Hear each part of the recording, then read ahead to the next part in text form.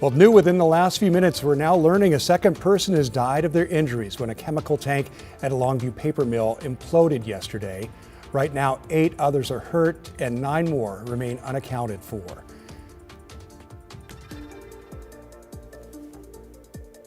And thank you for joining us at noon. I'm Tim Gordon. We just got an update from officials right before we got on the air.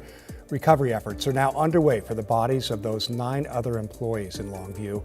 Officials also say about 90,000 gallons of chemical product remain in the tank.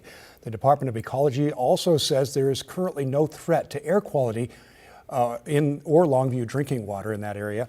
This morning, the Chemical Safety Board opening an investigation into the deadly accident. Tuesday morning, a tank at the Nippon Dynawave facility, seen here, ruptured and collapsed from the pressure.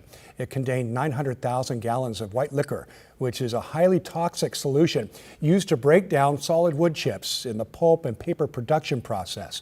1 person died in the blast and another 9 people, including a firefighter, are recovering from their injuries. But again, we just learned of another death in this case. Again, 9 workers still unaccounted for there on the scene. One of the known victims in the implosion is Gilbert Bernal, identified by family through their church. Bernal was an electrician who worked for Nippon Dynawave for 15 years. His pastor, John, says he's been with Gilbert's family as they process the unimaginable loss. Very, very broken, and it's a big loss for their family because of Gilbert, the way he lived his life, the way he loved his family, the way he provided for his family. Just a wonderful person. We still don't know the identities of any of the other victims or those presumed dead, as fire officials say they're now in the recovery mode. Well, it was certainly an emotional night in Longview as the community came together for a vigil for the victims of the implosion. More than 100 people attended the event last night. Corey Johnson joins us live in Longview with reaction from that grieving community. Corey.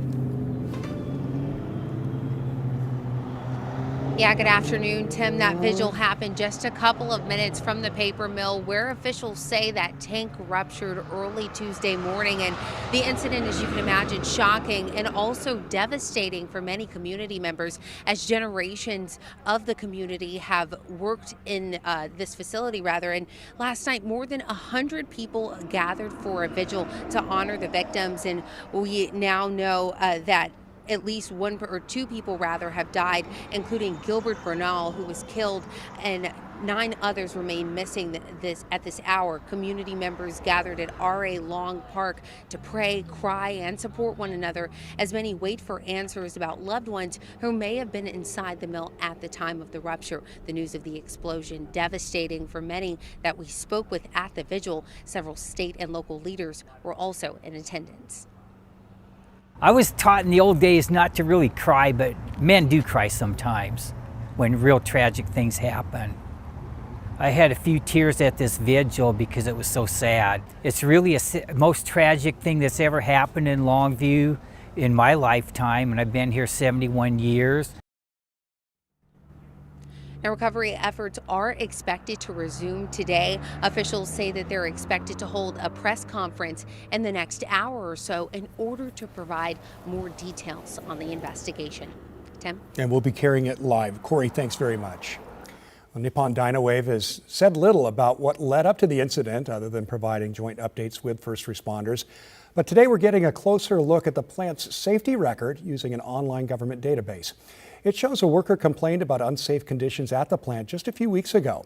On May 6th, records show the state of Washington opened a safety inspection into a sinkhole created by a failed drain. Now, to be clear, that doesn't appear to have anything to do with the implosion that happened yesterday. Records also show additional complaints in March of this year and April of last year. The Longview Fire Department also responded to the property in July of 2023. That's when a large wood chip fire took days to fully extinguish and damaged conveyor belts, a barge deck, and a maintenance outbuilding. It also sent smoke across the southwest Washington skies, prompting air quality concerns. Well, Washington's Department of Labor and Industry said it will open a formal investigation into what happened, why, and how to prevent it from happening in the future. That inspection process alone could take up to 6 months. We'll stay with KGW for continuing coverage of the aftermath of the Longview tank implosion. We'll have continuing team coverage throughout the afternoon and then again at 4 and throughout the evening, of course, as well. You can always find the latest anytime at kgw.com or on KGW Plus. All right, we are going to switch gears now and take a live look from our Wells Fargo Skycam, setting up to be a really nice day across the region. Meteorologist Chris McGinnis is live in the Weather Center with more. Chris. A lot nicer than yesterday, for sure. Yeah, the cloud cover clearing out. We've got blue sky on our Rose City sky camera. It's 66 degrees last check at PDX. We are 64 here in downtown. And as we look down towards Salem, a mostly sunny sky there as well, 64 right now in our state capital. The change in temperature over the last 24 hours, again, significantly warmer right now than we were yesterday this hour. Right now, Hillsborough sits 10 degrees warmer, flirting with the mid-60s for you folks. And eastern Oregon was very chilly yesterday because of widespread cloud cover and rain. Today, temperatures across that part of the state are significantly warmer as well. The exception, the North Oregon coast. We still have some pockets of low clouds and fog. This is a live look right now from our Visit Seaside camera. And you can see we can see the mountains off in the distance, so the clouds aren't that low, but thick enough to keep the temperatures in the upper 50s right now along the Oregon coast. Meanwhile, we're now 70 in Scappoose, Beaverton, Hillsborough, and Forest Grove up to 72 degrees. So the air is warming quickly. The freezing level today is higher than it was yesterday as well. So that'll lend towards a warmer afternoon for most of us. Visible satellite imagery showing, again, a mostly sunny sky up and down the I-5 corridor. There's the low cloudiness and fog along the Oregon coast. As the breeze picks up, some of that should begin to mix out a bit. So even at the beach, we should turn partly to mostly sunny in some cases this afternoon. And here in the Willamette Valley, I've got temperatures pushing into the upper 70s. In fact, we're already at 72, as we mentioned in some locations. Portland, I think we stopped just shy of the 80-degree mark. So a noticeable warm up today, and we'll probably tack on a few more degrees tomorrow as well. Your full forecast after the break. Okay, thanks, Chris. We'll see you soon.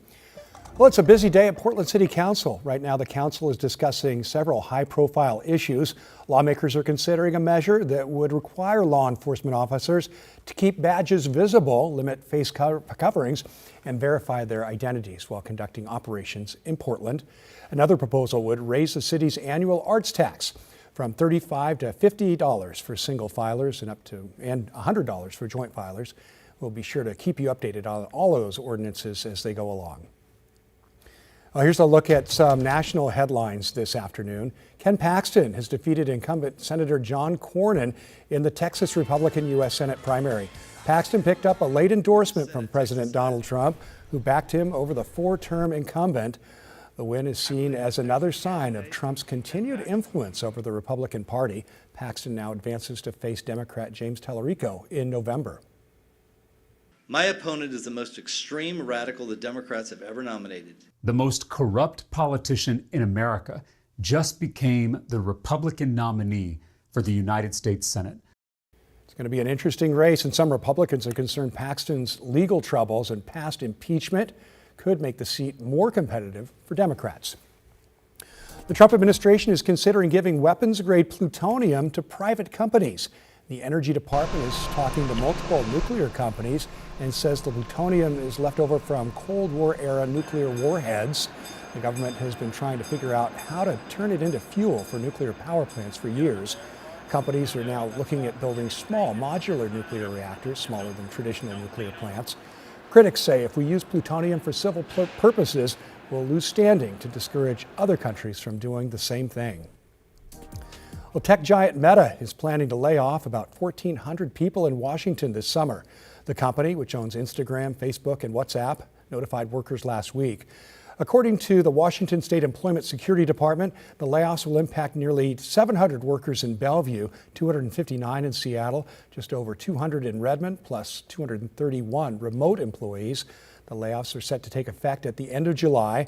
The filing follows reports that Meta is cutting roughly 8,000 employees as it increases spending on artificial intelligence.